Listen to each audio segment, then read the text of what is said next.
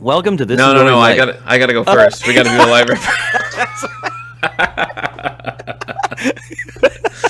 It happened so long ago in the conversation. I just completely forgot. So go ahead. You do your thing.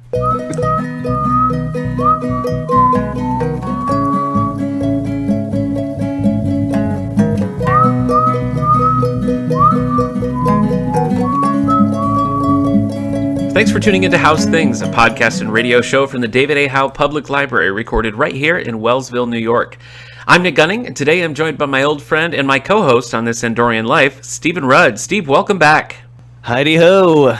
What an interesting choice right out of the gate. I was going to go with like ahoy hoy or something, but that would have been okay too.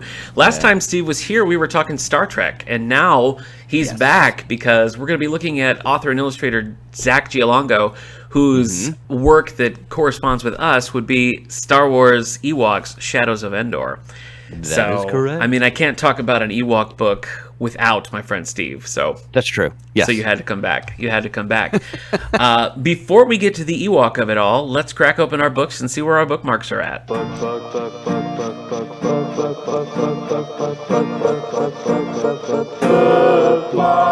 Steve, what have you been reading lately?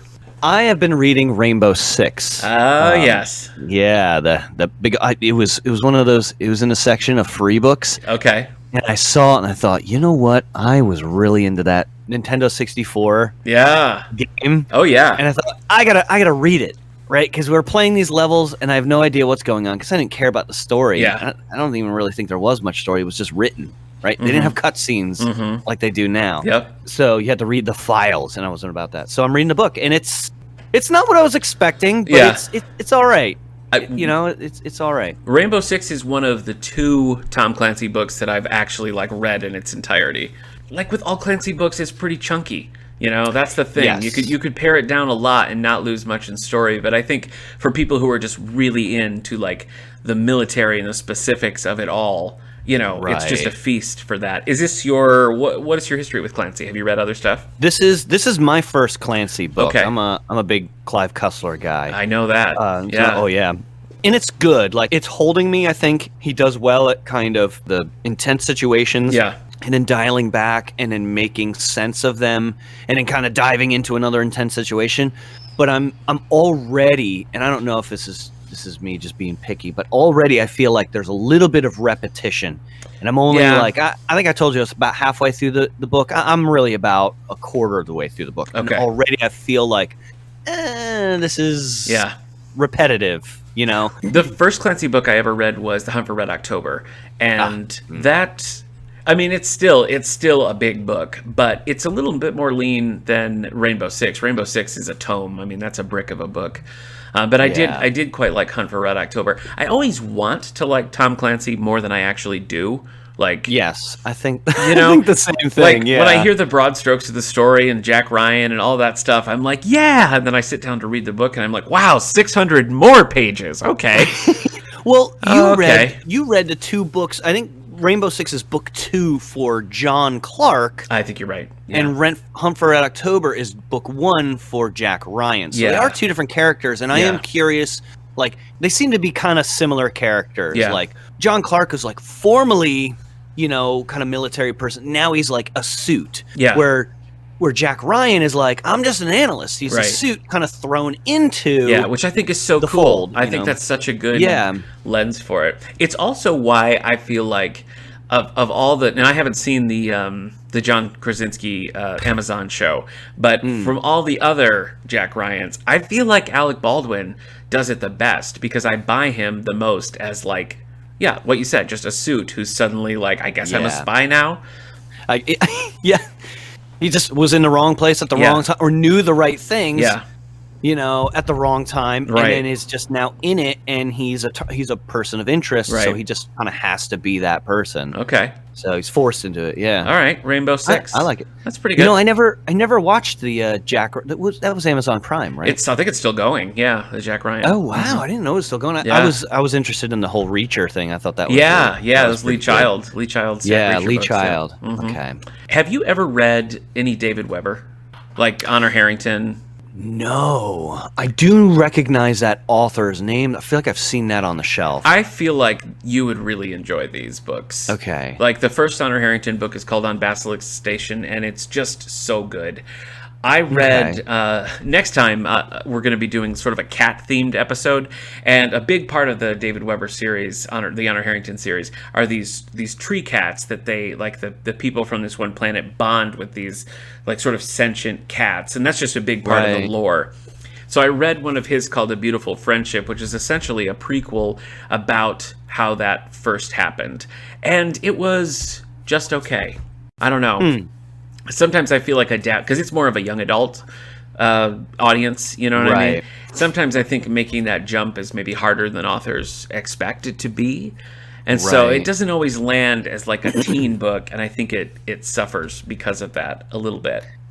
Yeah, I think there's also that expectation that any offshoot or supplementary writings or materials or a show is going to be good when it's like, maybe it is just supplementary. Yeah. Maybe to just explain some small thing. I mean, like, look at the movie Rogue One. Yeah. It literally just explained one thing. Take a tiny little thing.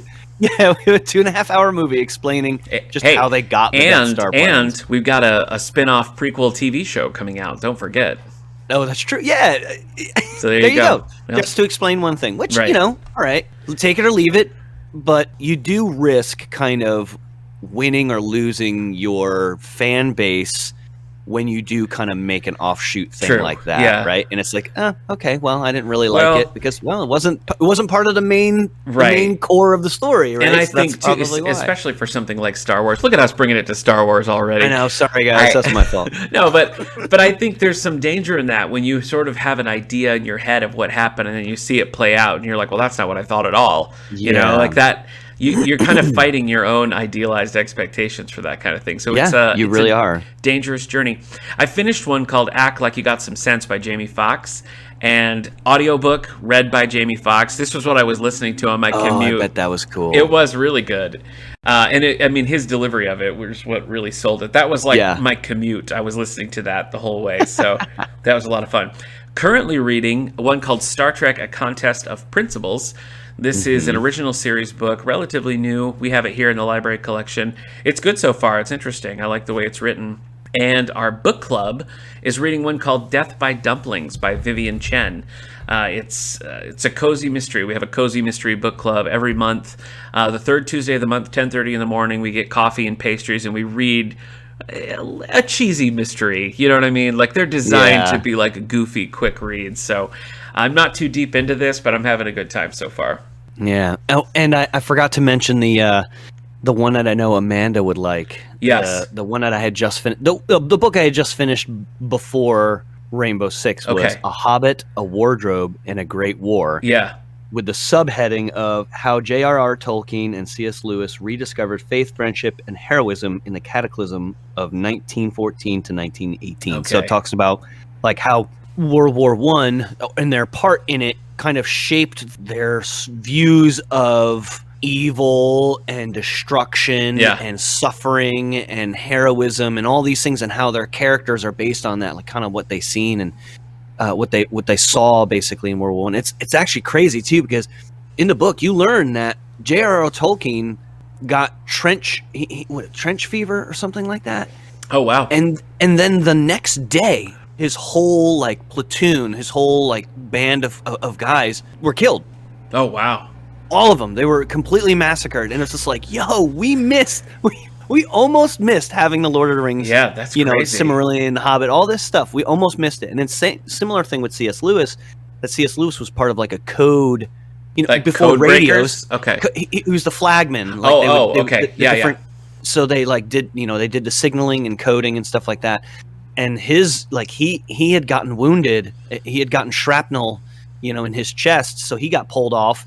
And then they sent his entire like brigade in, and they all got massacred as well. Like a month after he was still in the hospital. Wow. So it's just like, man, like both of them, we barely almost didn't get any of their work. That's really crazy. Yeah, that's definitely crazy. Great book. I wasn't expecting that. That's so it's just nonfiction, sort of a historical look at these pivotal moments in their lives.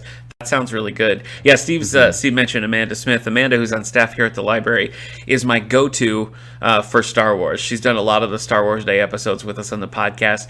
She was going to join us today, but she has a stomach bug, and so she can't, which is too bad because I heard some of her takes on the Ewok book, and it was funny. But yes, I mean, she's a big Tolkien fan, and she definitely would have been right with you on that. Are you watching anything good at the moment? Not really. Well, yes, I am actually. Oh, I shouldn't say because I immediately thought of Rick and Morty. Okay. which is great, but it's not good. I see. Okay. No, I'm in the middle of Raised by Wolves, and I don't. Right. Yeah. Have you ever seen that? Is that that's HBO Max? That's a Ridley Scott one. Okay. Oh, it's Ridley Scott, and like. I'm realizing that. So this latest episode, I'm not going to give anything away. Yeah, but it's so funny because Malik was on with me last time, and he was also talking about this show. Yeah, so, it's good. Okay, I guess I got to watch it. I am afraid. I'm afraid it's becoming like Lost. Oh, where like they keep. Like opening the box and it's some crazy thing, and then the next episode they open a box. Nothing is ever explained. So I'm like, oh man, every episode they haven't really like. There's like one thing that they kind of explained. Okay. Without explaining it, they just kind of depicted it, and you're supposed to just kind of get it. Yeah. And I was like, oh, okay, that makes sense. Interesting. I like that. But then there's like 100 other things that they've. Done that don't make any sense, and it's gonna take a while. Like I mean, that was episode 5, and I think there's probably 10 episodes, or there's eight. Yeah, that kind of thing. If you don't have the ending written down somewhere, don't come at me with that kind of nonsense. I'm afraid you gotta they know. Don't. Yeah. And so Ridley Scott has like a history of kind of. Like making these movies, like Prometheus, right? Prometheus, they almost had it. It was a very engaging movie. Until the last 30 minutes, and it was just like, tear it up. Who cares? Blow it all up. Doesn't matter, right? And so I just that really bothered me. Plus, he lied in his interview. The person interviewing was like, "Oh, is this like a prequel to Alien movies?" And he's like, "It's not a prequel to the Alien movies." And then I'm watching it, and I go, "Wait, this is a prequel to the Alien." This is a prequel to the Alien movies. Yeah, this is a prequel. Yeah, yeah. So I was like, he just lied. He just didn't want to admit it or something like that. Have you seen any of Yellowstone? That series everybody's going bananas for. I have not yet, but okay. Everyone does tell me I need to watch it because I like Longmire. Okay. I loved Longmire, and they're all like, "Oh, if you like that, you need to see Yellowstone." So I haven't seen a frame of Yellowstone, but I've been watching 1883, which is the prequel that's on Paramount Plus. Oh, okay. And I don't really even know how it connects to Yellowstone, but I'm about halfway through the first season, and I'm really digging it. I mean, I like a good Western, and it's been a while, I think, since I've like sat down and watched one. So no, I'm having a good time with that. And then we just only seen the first episode of Severance on Apple. Severance. Okay, so this is it's Adam Scott. And the premise is all the characters go under this procedure, like voluntarily, where when they're at work, they have no memories of their personal life. And when they're in their personal life, they have no memories of what happens during the day. Ooh, that's cool. It is cool. And like when they're on the outside, things seem pretty normal, but they don't know anything about what they're doing. When they're in work, it's all a very like 1960s vibe of technology, and you don't really know what they're doing, but you definitely get the impression that it's not good. And what's really interesting about it is the side of him that's at work, that's his only experience. So there's this whole like moral question of, aren't you kind of like enslaving half of yourself by like, because from their perspective, they go to work, they finish the day, they start again instantly, So I don't. I didn't even think about it like that. Right. That like he kind of like switches off and then switches back on. Right. But he's also, it's like living a double life without knowing what's going on the other half, rather than actually just living. So he's really kind of like two people and doesn't have any like communication or connection with the other half. So I don't know where it's going to go, but I'm definitely in for it. You just saw the first episode. I wonder if like his persona or his like attitude is going to be different, right? Like, At home he's like a raging alcoholic, and next day goes to work and he's like suit and tie professional dude. Yeah, you has no idea. You do get a little glimpse of the difference there, but yeah, that's I'm really interested in that. I feel like Apple is kind of my favorite streaming service still. Mm-hmm. Most of the things they're putting out, I'm really interested in and liking. So that's been good. That has been good. Yeah, I went back to Apple because of the I can't remember which long way. There's long way around, long way down, long way up. The Ewan McGregor and Charlie Borman, their motorcycle trip. Yep, I know what you mean. I came back to, I not came back. I, for the first time signed up for Apple TV because of that. I got the iPhone and I got like 3 months for free. Okay, and I was like, I like this show. So I was just like, and I fully intended to watch C, which I still haven't seen yet. Oh, right, Jason Momoa. That's another one Malik's been talking about. See, I guess okay. Maybe Malik and I need to apparently. Okay, if he likes Raised by Wolves, I'm probably gonna like. Okay. So Long Way Up is their. they did a trip around the world, so long way around. Then they did one from like John O'Groats, Scotland, all the way down to Cape Town.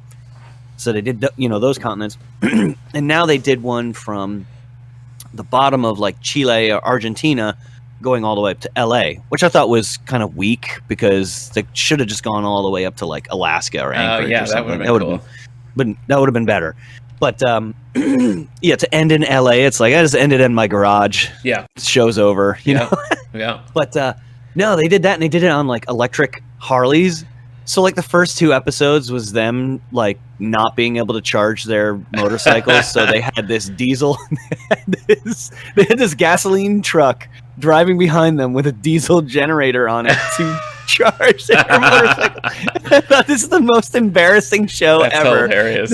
Like, they're just not like I've never seen that and I've always been interested in it, so maybe I need to just do it. You should watch the first one. It was really, really good. It was it's something that like I didn't find, something I didn't know about. In the first show, they stop in Mongolia and they're at this like orphanage in the middle of nowhere. Just an orphanage. I was like, there's no town. How are there kids? And apparently, after the show, Charlie Borman, his co-host, goes back and adopts one of the kids.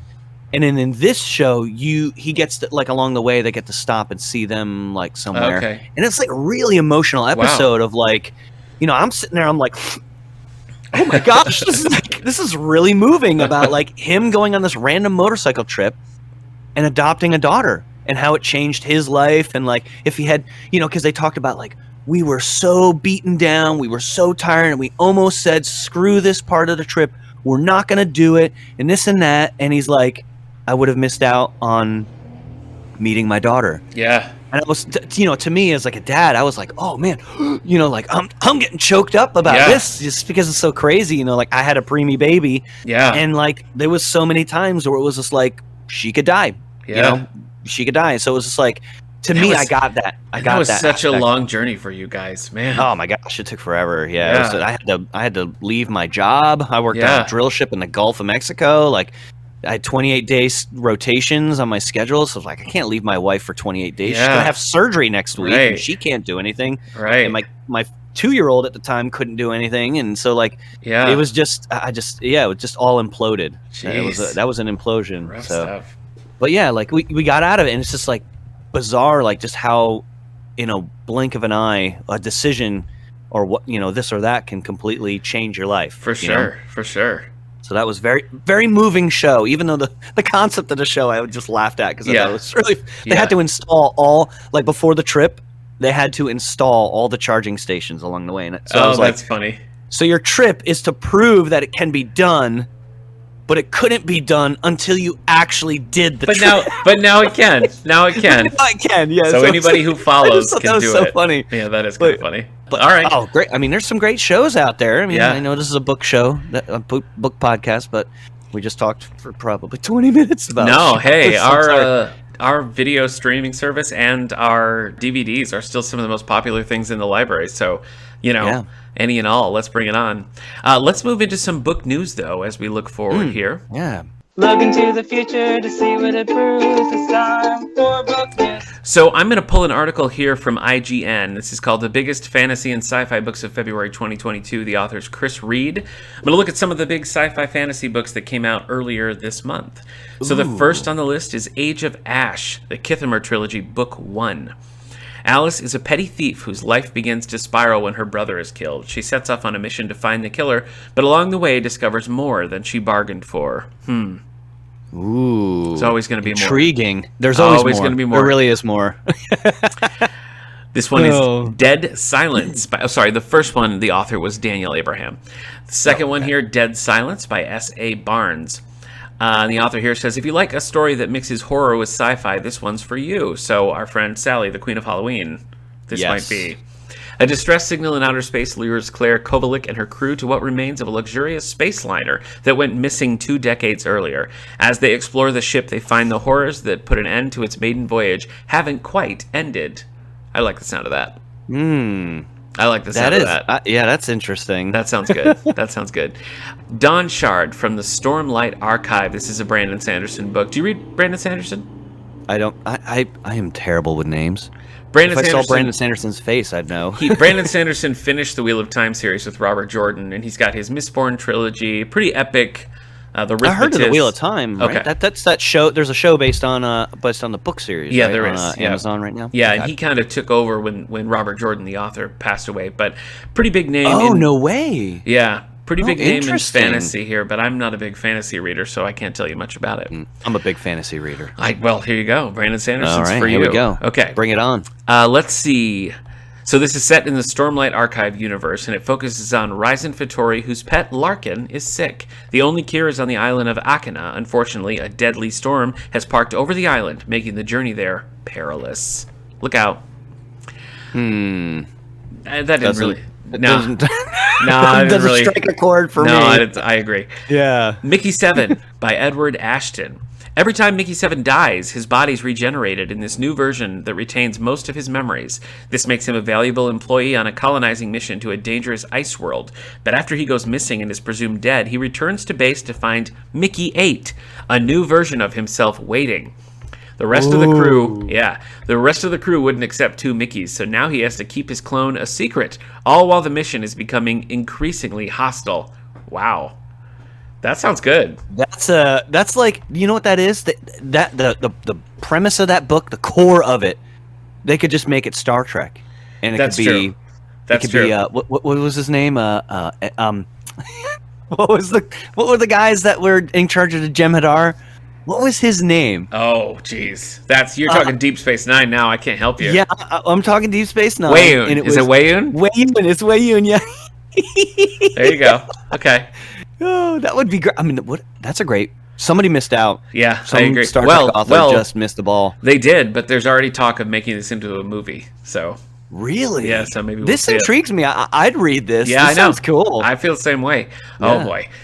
Here's a Star Wars one for you, Steve, but it's the High Republic, which I have tried 3 or 4 times now with the New Republic or the High Republic, and it just it's like biting into a chocolate like cream cup. I just don't like it. This is by Midnight Horizon by Daniel Jose Older. Several hundred years before the Phantom Menace, during a time when Jedi were plentiful and helped keep peace throughout the galaxy. The book catches up with Padawans Reeth and Ram as they go undercover to stop an attack on one of the more posh planets in the galactic core. Yeah. Moon Witch Spider King. This is book 2 of the Dark Star trilogy by Marlon James. Let's see. This book followed a hunter named Tracker on a quest to find a missing boy. The sequel zeroes in on the Moon Witch, who has her own side of the story regarding the boy's disappearance. We're going to be talking about a Moon Witch in Shadows of Endor a little bit later. Sure are, yeah. Bluebird. Wait, the hunter is named Tracker? The book followed a hunter named Tracker. Yeah, that's a little confusing. They didn't. They must never have said it out loud. Right, I know. It's like, yeah. And it is pal Tracker who is the hunter in the story. Sorry. All right. Let's see. Bluebird. So, a spacefaring adventure about a gunfighter named Rig who goes on a mission to save her sister. But that's no easy task as she gets caught up in a battle for control of the galaxy. Whoa. Yep. Oh, the last one here is a little spicy. The Book of the Most Precious Substance. This is a fantastical erotic thriller. Whoa. The Book of the Most Precious Substance follows a rare book dealer, Lily Albrecht, as she embarks on the globe-trotting quest to find the titular tome. Does the book really exist? Will Lily find it? What will she do if she does? A lot of buzz, apparently, for this book. Yeah. So, there's a couple here on the list that I would pick up. What were the standouts for you? That clone one. Okay, that's Mickey like, 7 by Edward Ashton. That's like what would you do if you came back to the ship and you saw another version of you? I mean, know. because I wonder if he knows, right? It said that, like, if he dies, he gets most of his memories back. So would you assume that most of his memories, they would probably leave out how he died? Yeah, probably. So that he could just continue. Yeah. Right? So he wouldn't know. You would leave that out so he wouldn't know that he was a clone, because then that would ruin everything, right? Yeah. So now all of a sudden he gets back and then he realizes, wait a minute, there's a clone, and it's this whole, wait a minute. Yeah. Not all these memories are my memories. I agree. So it was for me. Cool. For me, it was that one and Dead Silence by S.A. Barnes, where they're going to find. Silence. Yeah, I love any sort of like castaway story. Yes, which is how I got so badly burned by Lost. Didn't we all? Oh my gosh, that was still through college. I remember the entire South Hall watching it in the whatever that room, the lounge or whatever. Mm-hmm. Like 78 dudes in a tiny room watching Lost. Yep. Oh man, what a disappointment. I know. I agree. All right. Well, shall we get into our author spotlight? Yeah, let's go.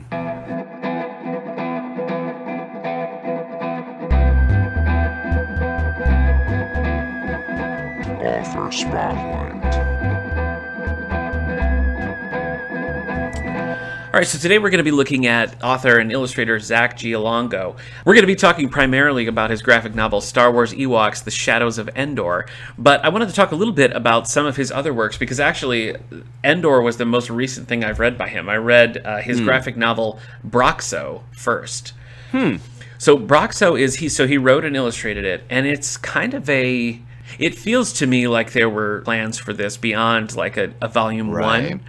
And so it sort of suffers, I think, from a lot of it is set up and going on, but it sets up this really intriguing world. And, it relies on some fantasy archetypes and things, but the illustrations are just really cool. I see a lot of similarities in the Ewok books, but the illustrations are good. They do a good job of telling the story, and this fantasy world that he's created in it it's interesting. I mean, there are familiar aspects of it, but I think like the core plot is really kind of ripe for potential. If there were a books 2, 3, 4, whatever, I would have read them, because I got to the end and was like, yeah, let's keep going, and then realized this is the only one that ever came out. That's got to be really hard as a writer to kind of do I finish this story, and if I do and everyone likes it, they're going to expect more, but I kind of finished the story. Right. Oh man! So he's done a lot of illustrating work too. So did you ever watch Adventure Time? Were you an Adventure Time fan? I wasn't. I've seen it everywhere though. I know the guy with the backpack and sword and whatever. Yeah.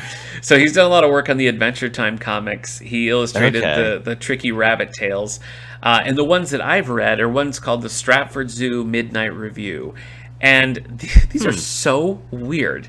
They are. And he doesn't write them, he just illustrates them. But they're set in a zoo, and at night the zoo animals put on Shakespeare plays.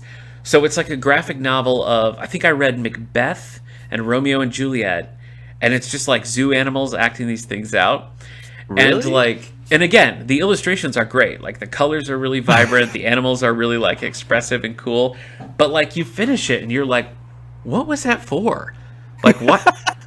Who, like, are children clamoring for, like, we need more Macbeth, you know what I mean? Like, I don't know. It's like on the shelf here, I have the Shakespeare version of A New Hope, Empire Strikes Back. By Ian Doescher. Yeah, and somebody, maybe it was you, told me that you read one of them, and I thought I did.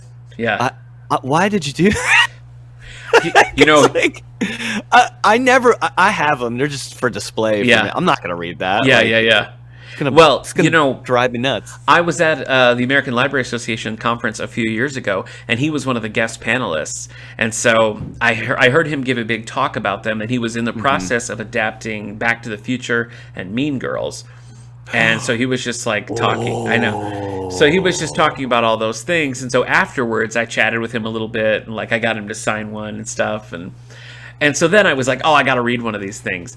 And, it's just like you say, like, the concept is cool, but it just didn't. I think my mistake too is we read A New Hope, and that's probably the least Shakespearean one there is.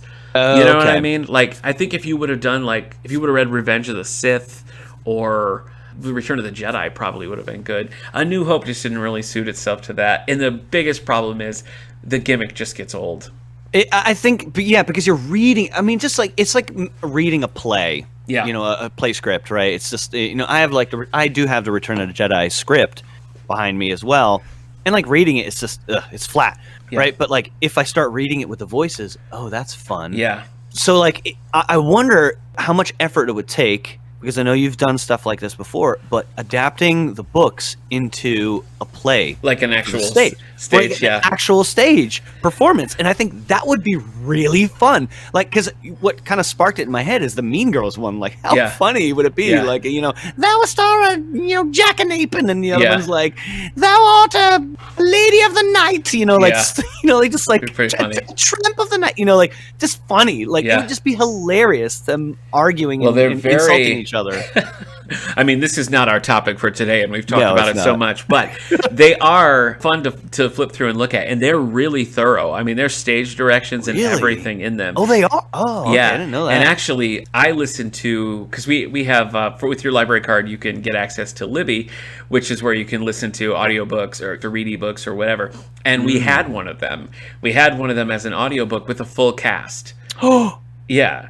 And I have to find that. Yeah, our library uses Hoopla. Yeah, Hoopla probably have it. Okay. Hoopla probably have it. Yeah. Oh man, I need to find that. It was more fun that way. But anyway, so Zack Giallongo, I mean, I would say when you look at his professional resume, I'd say he's primarily an illustrator. But I was impressed with the writing in Braxo. I was impressed with the writing in Star Wars Shadows of Endor. So there's one more that I want to mention. He does a couple of, they're sort of like interactive doodle books, and he has like a DuckTales doodles, and he has one called Star Wars doodles. It's not really a story, it's more like drawing prompts, so it'll kind of give you some examples or give you some guidance on how to draw. And I just think they'd be really good for kids who are just learning or have an interest in it, because it's fun, it's characters and I think his style is just so bright and expressive, and there's a cuteness to it, the faces and things. That's a great idea. I like that. So Steve, why don't we dive into it? Let's go. Let's go into the uber detailed plot of Star Wars Ewoks Shadow of Endor.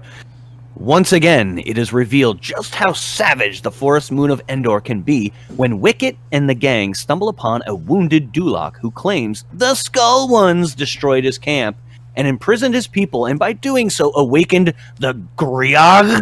I don't know how to say this. We don't have an audio. Yeah, I don't know. It worked for me too. That's just how I read it. Chief Chirpa doesn't believe the scrawny Dulok, but that night, Nisa, with the help of Wicket, released the Dulok on the condition he proves to them he isn't lying by leading them to see the Skull Ones. Yes. Meanwhile, Logray and Paplu travel to seek counsel from Cheryl, a well-known witch of Dathomir. Nice. After lending some advice, Cheryl attempts to steal the Sunstar from Logray, nearly succeeding, but fails thanks to Paplu. This proves the Ewoks are alone in fighting enemies on 3 fronts: a witch, the Skull Ones, and the Griog. Wicket, Nisa, and the Dulok, now with the help of Teebo and Latara, stumble upon the Skull Ones, who happen to be none other than stormtroopers. And that didn't occur to me until now that they do kind of look like skulls. They right? do, I know. Yeah, I didn't get it either. So the Empire is already in the midst of constructing the shield generator for the second Death Star and are clearing away additional forest. The group makes plans to free the imprisoned Duloks, while Nisa plans to free Zrani, a Wisty the injured Dulok uses as a light source in his cave hideout. Freeing the Wisty causes a fight to break out between the Ewoks and the Dulok. The noise they make awakens the Griog, and it attacks them, causing them to flee out of the cave and into the forest. Meanwhile, on their way back to the village, Logray and Paplu run into a group of stormtroopers transporting a group of chained Duloks. Before anyone can blink, Wicket and the gang spring out and attack the troopers. They manage to release the prisoners, but the tiny battle grows fierce when the mighty Griog emerges from the ground, attacking all in its path. The Griog is no match for the Ewoks, troopers, and Duloks to manage, but all is not lost when Logray, with the help of Zrani, uses the Sunstar to vaporize the Griog.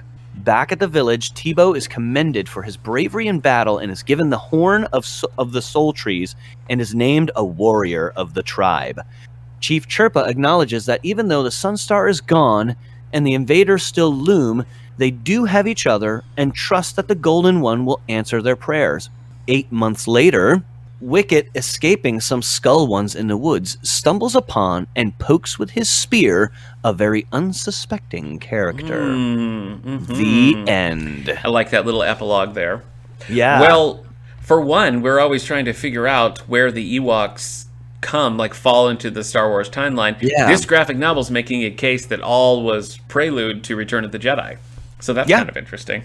Yeah. I feel like just as a graphic novel, it's pretty successful. I mean, I think it's confusing a little bit if you only know the Ewoks from Return of the Jedi, but I think even with that though, if you're reading these characters for the first time, I think there's enough context here to just kind of accept, okay, so these are their names and this is what they do. You know, I think it's pretty successful for what it's going for. Well, I thought it would be a little bit weird if you're reading it for the first time and you were just a Return of the Jedi, that there's a humanoid witch in it, right? Like the Ewoks go see a humanoid witch. But I can't say that Cheryl sticks out, right? Because she really doesn't. No, it's true.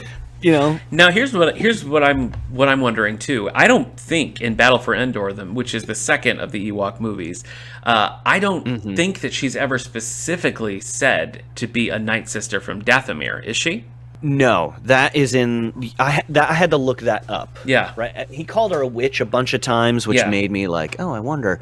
And I think I just looked up her character to see if she was in anything else, and that's when it was revealed to me. I was like, oh, she's a witch of Dathomir. No way. So that's another thing that the graphic novel does. Then it also kind of serves to tie into like the greater Star Wars lore of like the books and comics to say. Oh, it absolutely does. To say this character that you've seen, if you've seen Battle for Endor, also is connected to other characters such as Darth Maul from Phantom Menace and things, Darth Maul from Dathomir and all that. So I'm very impressed by the way Zack Giallongo was able to take all of these different, not only just the different representations of the Ewoks, but cherry pick these little things from the greater like Star Wars expanded universe that they can tuck in here. So this is the key. This is the key book that combines all of those universes. Right. The TV movies, the Ewok show, and the Star Wars saga. This is the key that brings it all together. Right. And that's that's the most important thing. I mean, he's the one who did it. He bridged it all, you know. So we're sitting here going, I wonder where it goes or what character fits in where, and it's like, here it is. I mean, even the book, the courtship of Princess Leia that happens after Return of the Jedi a few years, there's Witches of Dathomir. So here's technically their first encounter, or our first encounter with a witch. Well, I guess there's the prequel stuff. Yeah. But here's I guess again another encounter with a Witch of Dathomir in a different place on a different planet. So it's just he tied everything in so well. I know, and that's the thing with Star Wars publishing. I mean, they are so good at maintaining continuity. And, some of that, which we would have counted before, kind of went out the window with the Disney merger. But, everything before that and everything after that, I feel like those two separate, versions of Star Wars literature really are consistent internally with themselves. Yeah. And, you take things like, Alan Dean Foster's Splinter of the Mind's Eye, which was written before there was even an Empire Strikes Back, doesn't really gel with what's going on, but then subsequent books kind of bring it back in line, and I just think that's so cool. And this is something that Zack Giallongo here has done with Shadows of Endor, where he's just taken all these disparate little scraps of Star Wars and given them sort of a cohesion. Yeah, this was great. I wish it was longer. I wish it was twice as long to really, kind of set the tone. I could take more. And I think the art in it is really good. Oh, yeah. It's great. I like, because it pulls some aesthetics from all three of the different things, the TV movies, Return of the Jedi, and the cartoon. I would say, if you haven't seen the cartoon or the TV movies, they are all streaming on Disney Plus, and some are available on DVD out there. It's interesting to note that I feel like this was maybe a little bit darker. I mean, a Dulok gets his arm chopped off, for heaven's sakes, and there is some blood, and some of the fighting is definitely more severe than anything we've seen in the cartoon. Though definitely death happens in the TV movies. But I thought it was kind of a darker tone, but you kind of needed that to bring it in line. I think so. I think the scene too with Logray, Paplu, and Cheryl was pretty dark. It was. That was pretty ooh. She's like it was a moment where she was like possessed by the by the power of the Sun Star. So yeah, it was like in Lord of the Rings when what's his name touches the ring and he kind of like has a little taste of power there for a moment. That's what Cheryl does, and it's like that's pretty dark. Yeah, like she's straight up possessed and is like whoa, and then tries to take it from them. So yeah, they go to it for advice, and then all of a sudden it just backfires. It's right, exactly, and which is again, that's kind of a fantasy trope as well, and that's kind of cool to have that aspect in there, like looking for help. When the Empire, essentially what stirs everything up is the Empire showing up and setting up their base on Endor, as we see in Return of the Jedi. And because of that, you have Duloks working with Ewoks, and you have Ewoks going to Night Sisters, and it just throws off the whole balance of this little forest moon, Yeah. And I think that's a cool lens in. Do you think this would be too confusing for somebody to just pick up if they're only familiar with the movies? I don't think it would be too confusing because they do a good job of setting the tone for the events in Return of the Jedi. You wouldn't know who the Duloks are, and you wouldn't know who Cheryl is. But I think that's it. But I think you pretty much understand. Okay, the Duloks. Well, you understand. The Duloks are the antagonists, and Cheryl is sort of like the witch character. That's nothing. Yes. Yeah, the Duloks. Latara says it one time, like, we don't like you, but no one should be held in chains or something like that. So there's an aspect of like, yeah, we don't really like you, but I'm going to help your people because no one should be treated like that. Right. Which makes sense. And we know from the cartoon that Nisa is Chief Sherpa's daughter, and Chief Sherpa is the leader of the Ewoks, and that all sort of comes out in the dialogue here, Yeah. There's one point where they're going off to find what's going on, and she's like, well, I'm the princess, so you have to do what I say, and that just kind of establishes what her role is. Yes. I think it somehow manages to be true to all the different versions of Ewoks, and I think that's super cool. Oh yeah, it was really fun to read, and I haven't read a graphic novel in a long time.